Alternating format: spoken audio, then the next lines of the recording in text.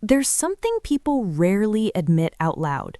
When someone hurts a genuinely good person, the fear that follows isn't about punishment, it's about reflection. Because hurting a toxic person is easy to justify. Hurting someone careless? Easy to blame. But hurting someone who is calm, patient, and sincere? That's different. That creates internal conflict. Let's talk about something deeper than relationships. Let's talk about identity. Most human beings build their identity around a story. I'm a good person. I'm fair. I don't intentionally hurt people. But when someone realizes they hurt a person who genuinely cared, that story cracks. And when identity cracks, fear begins. Not fear of losing him, fear of what it says about them. This is called cognitive dissonance. Two truths colliding. He treated me well, I still walked away. The brain doesn't like contradiction, so it tries to protect itself, sometimes through justification, sometimes through minimizing, sometimes through rewriting history. He wasn't that exciting. The timing wasn't right. We weren't compatible.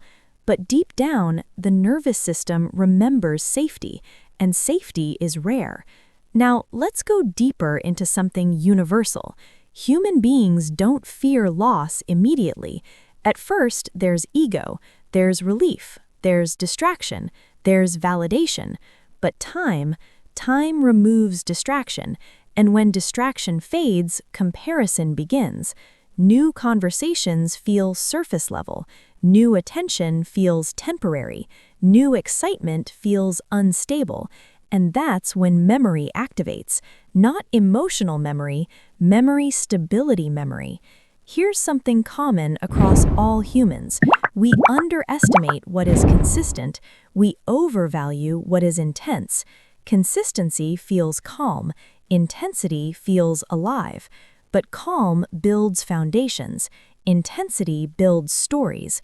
And when someone trades foundation for intensity, eventually instability creates anxiety.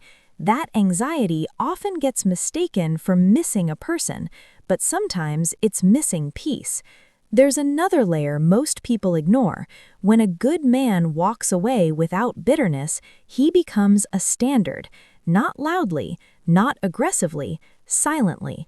And standards are psychologically heavy because every future connection gets compared to that baseline. Does he communicate like he did? Does he make me feel safe like I felt before? Now let's talk about ego. Admitting you hurt someone good requires humility, but pride protects identity. So instead of saying, I made a mistake, people often say nothing. Silence becomes defense. Avoidance becomes comfort. But avoidance doesn't erase memory. It only delays confrontation. There's also something called loss aversion. Humans feel loss more intensely than gain. So when someone realizes they lost emotional stability, the brain magnifies it, especially if the next experiences feel chaotic, because chaos reminds you what calm felt like, and calm, once lost, becomes visible. But here's the hidden truth most men don't understand. The deepest fear isn't that he moved on, it's that he grew, because growth removes access. If he's angry, there's still connection. If he's bitter, there's still emotion. But if he's calm, if he's stable, if he's emotionally detached, that feels final, and finality is terrifying. Let's zoom out beyond gender. This isn't about women only. This is human psychology. Anyone who hurts someone genuine eventually faces the same mirror. The mirror says, you had something rare, and rarity creates pressure. Pressure creates anxiety. Anxiety creates reflection. Now, here's the most existential fear: time.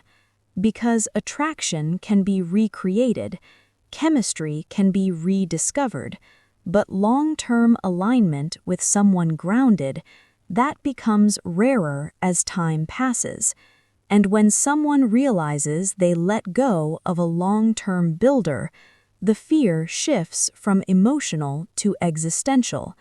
What if I don't get that chance again? That question lingers quietly, not always confessed, but often felt. And here's the paradox. The person who was hurt often heals faster, because pain forces growth. But the person who caused the hurt, they heal through reflection, and reflection takes longer. So what do women fear most after hurting a good man? Not revenge, not loneliness, not even him replacing them.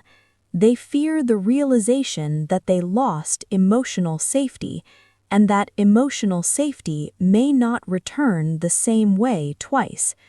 And for you, the man who gave genuinely, the lesson isn't to make someone regret losing you. The lesson is to never shrink your standards to avoid being left again. Because the right person doesn't fear a good man. She values him, protects him, and grows with him.